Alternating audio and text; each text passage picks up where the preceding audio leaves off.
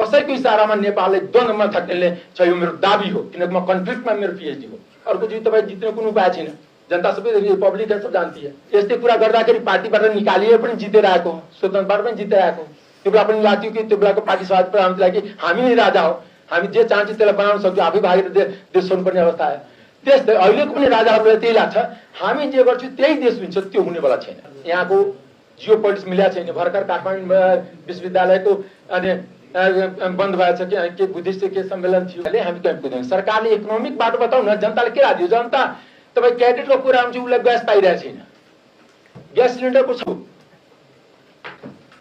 रोजगारीको कुरा बताउने कि यो सरकारले भन्थ्यो रोजगारी दिन्छु, त्यो जेन्जी आन्दोलन हो नि। जेन्जी भनेको युवा अनि त्यसको कति रोजगारी पायो त्यसको डाटा दिनु न। भर्ती गर्नुभयो आफ्नो मान्छेले सल्लाहकार बनेर चाहे पिए भनेर, त्यो रोजगारी भएन। सरकारले जुन फ्री कम्पिटिसनबाट कति नियुक्ति गर्यो त्यो इम्प्लोइमेन्ट हो। तपाईँको जिडिपी कति, इकोनोमी कति चलायमान भयो, तपाईँले देशै नाश गरेर राख्नु भएको छ। यो के भन्छ भने यो कुराले कहीँ पुग्दैन। यो मिलिटराइज गर्ने कुरा म मान्दैन, किनकि सोसाइटीको कुरा मिलिटराइजेसन डेन्जर हुन्छ। एकचोटि सोसाइटी मिलिटराइज हुन्छ, तपाईँ हेर्नु छ भने इन्डियाको पन्जाबमा गएर एकचोटि खाद्यान्न प्रणाली मिलिटराइज भएछ, अहिले पनि त्यहाँ समस्या भएको भएछ। यो कुनै क्याडेट तपाईँले भावना के भने असमानता के हुन्छ? राष्ट्रमा द्वन्द्व तब हुन्छ जब असमानता हुन्छ, गरिबी हुन्छ, थिचोमिचो हुन्छ, असमान व्यवहार हुन्छ। मलाई पनि पीडा हुन्छ। म 5 चोटिको सांसद छु। अब जुन नयाँ सांसद छ ऊ पनि हुममा सेन्टिमेन्टमा जितेर आएछ, हामीले बेइज्जत गरिरहेको हुन्छ। हामी चुपचापै रहन्छ कि मधेसी समुदायको सांसद छु, 5 चोटिको भए पनि के पिएचडीको डिग्री पनि थ्रु फर्स्ट क्लास के गर्ने? अहिले भन्छ नयाँ आज भन्छ कि म नि धट्टी पकाउनु पाएको छैन। जनता सबै पब्लिक सब जानती है। त्यस कारणले तर हामी त संजोगले यस्तै कुरा गर्दाखेरि पार्टीबाट निकाली जितेर आएको। त्यो बेला पनि लाग्थ्यो कि त्यो बेलाको पार्टी सभापति प्रधानमन्त्रीलाई कि हामी नै राजा हो, हामी जे चाहन्छौँ त्यसलाई बनाउन सक्छौँ, आफै भागेर देश छोड्नुपर्ने अवस्था आयो। त्यस्तै अहिलेको पनि राजाहरूलाई त्यही लाग्छ, हामी जे गर्छौँ त्यही देश हुन्छ, त्यो हुनेवाला छैन। देशमा डेमोक्रेसी धेरै डिप रुटेड भइसकेको छ।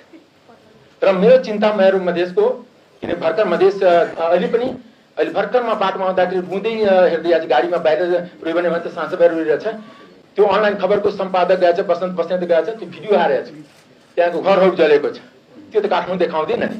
काठमाडौँ त देखाउने हो कि कुन मन्त्रीको घडी कस्तो, कुन प्रधानमन्त्रीको चस्मा कस्तो, कुन आदिको सुट कस्तो हो, कसको कहिले चिज खायो कि कहिले के खायो, त्यो गरिबको क्रिया कहिले बुझ्दैन। मलाई बताउनु कि त्यहाँको दलितहरू कहिले पढ्ने हो?